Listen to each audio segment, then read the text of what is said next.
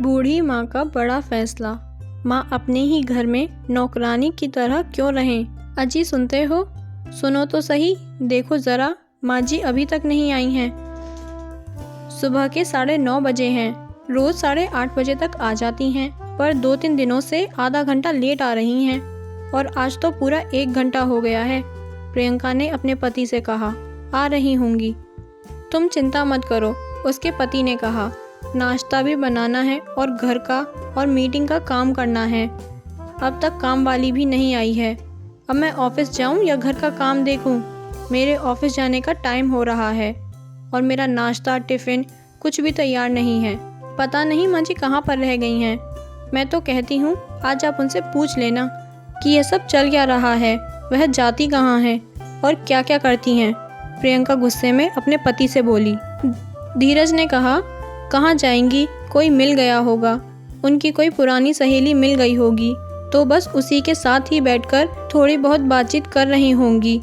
यह सारी बातें संतोषी देवी के बारे में हो रही थीं, जो पति के देहांत के बाद गांव से दूर शहर में अपने बेटे धीरज के पास आ गई थीं।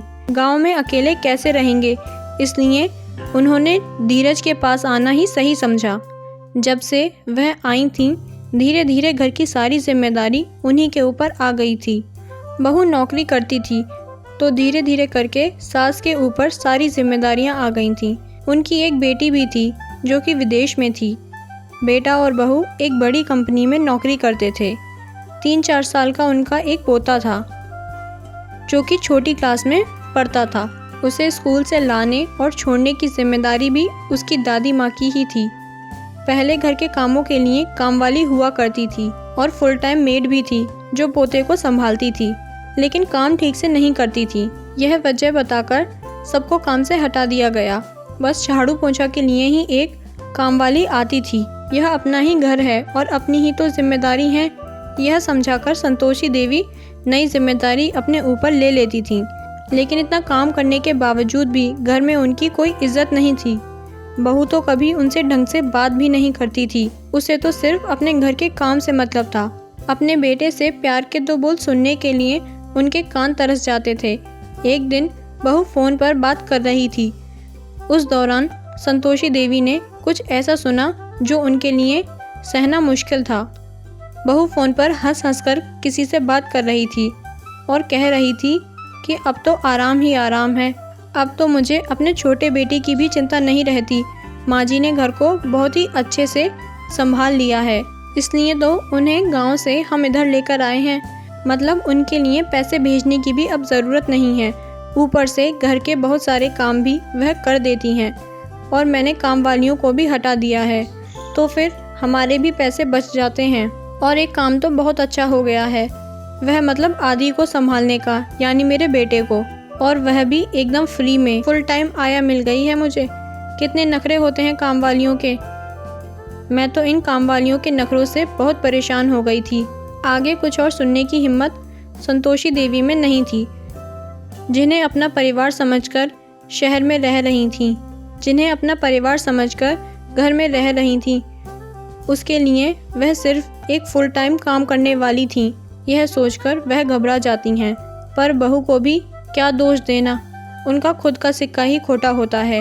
उनका बेटा ही उनकी इज्जत नहीं करता तो बहू से क्या कहें। कितने प्यार और अपनेपन से वह घर को संभाल रही थीं, और जब बहू की मंशा इस तरह की थी तो उनका दिल बहुत दुख गया। संतोषी देवी के पति दूसरों के यहाँ मजदूरी करते थे, उसी से उनका गुजर बसर हो जाता था। संपत्ति के नाम पर एक छोटा सा कमरा था, लेकिन दोनों बच्चों को उन्होंने कभी किसी चीज़ की कमी नहीं होने दी। दोनों को खूब अच्छे से पढ़ाया लिखाया और बड़ा किया। दोनों यही सोचते थे हमारे बच्चे अच्छे से पढ़ जाएं, जीवन में कुछ अच्छा करें, अच्छी सी नौकरी करें, हमारी तरह उन्हें मेहनत मजदूरी का काम ना करना पड़े। पढ़ाई पूरी करने के बाद बेटे को उन्होंने शहर भेज दिया था। उन्होंने अपना पेट काट कर दिन रात मेहनत मजदूरी की और अपने बेटे को इंजीनियर बनाया। उनकी मेहनत का फल कहो या कुछ और, धीरज का सिलेक्शन एक बड़ी कंपनी में हो गया। एक दिन वह गांव आया और उन दोनों से कहा कि उसे एक लड़की पसंद है और वह उसके साथ ही कंपनी में काम करती है। वह उसी से शादी करना चाहता है। संतोषी देवी और उनके पति के पैरों के नीचे से जमीन निकल गई। वह बेटा जिसे उन्होंने इतनी मेहनत से पाल पोस कर बड़ा किया, और अब जब वह अपने पैरों पर खड़ा हो गया है तो बेटे की शादी के कितने सपने संजोए थे, पर उसने तो अपने पसंद से ही शादी करने का ठान लिया था। पर ठीक है, बेटे की खुशी को देखकर वह राजी हो गए, और अगर राजी ना भी होते तो क्या फ़र्क पड़ता। धीरज तो उन्हें बताने आया था, शादी तो उसी लड़की से करता, तो राजी तो होना ही था। उसने कहा, तुम लोगों को कोई तैयारी करने की ज़रूरत नहीं है, प्रियंका के पापा ने सारी तैयारी कर ली, आपको बस आशीर्वाद देने के लिए आना है। धीरज की शादी हो गई और वह इस संसार में रम गया। पिताजी के देहांत के बाद गांव का घर बेचकर माँ को भी अपने साथ शहर ले आया। आज भी वह आदि को स्कूल छोड़ने गई हुई थी, लेकिन रोज के वापस आने के समय से वह 1 घंटा देर हो गई थी, इसलिए प्रियंका चिड़चिड़ा रही थी। इतने में संतोषी देवी घर आ गई। माँ, कहाँ रह गई थी तुम? हम दोनों को कितनी चिंता हो रही थी तुम्हारी। धीरज ने कहा, सही कह रहे हो बेटा, चिंता तो होगी ना, घर का सारा काम जो पड़ा है मेरे लिए। ऐसा क्यों बोल रही हो माँ? मुझे तो यह चिंता हो रही थी कि इस अनजान शहर में कहीं रास्ता ना भटक गई हो, कहीं इधर उधर ना गुम गई हो। अच्छा चलो, तुम्हें अपनी बूढ़ी माँ की चिंता तो है, पर अब इस घर को तुम संभालो। मैं चली, संतोषी देवी ने कहा। जा रही हो? कहाँ और क्यों? दोनों एक साथ बोले। प्रियंका को तो जैसे सदमा ही लग गया हो। घर और आदि का क्या होगा, यह सोचकर उसे बहुत टेंशन हो रही थी। लेकिन माँ, तुम कहाँ जाओगी? अब तो घर भी नहीं है गांव में। तुम्हें कोई परेशानी है क्या इधर? तुम्हें मेरी चिंता करने की कोई ज़रूरत नहीं है। मेरे रहने और खाने पीने का इंतज़ाम हो गया है। एक डे केयर में मुझे काम मिल गया है, मैं वहीं जा रही हूँ, संतोषी देवी ने कहा। तुम वहाँ काम करोगी? मेरी इज्जत के बारे में थोड़ा भी नहीं सोचा तुमने? अगर इधर तुम्हें कोई परेशानी है तो हमसे कहो, कम से कम डे केयर में काम करके बदनाम तो मत करो। कितनी इज्जत है हमारी सोसाइटी में, इसका अंदाज़ा भी है, बहू बोली। संतोषी देवी हंसी और कहा, इसमें शर्माना क्या, काम तो काम होता है, और मैं वहाँ पूरे मान सम्मान के साथ रहूँगी, और फुल टाइम मेड से तो मुझे यह काम ज़्यादा अच्छा लगा, और उधर मुझे पैसे भी मिलेंगे काम करने के। यह सुनकर मानो प्रियंका के चेहरे का तो रंग ही उड़ गया हो। और तुम इज्जत की बात तो करो मत बेटा, मैं यहाँ से दूसरे शहर जा रही हूँ। यह कहकर वह अपने कमरे में चली गई और अपना सामान पैक करने लगी।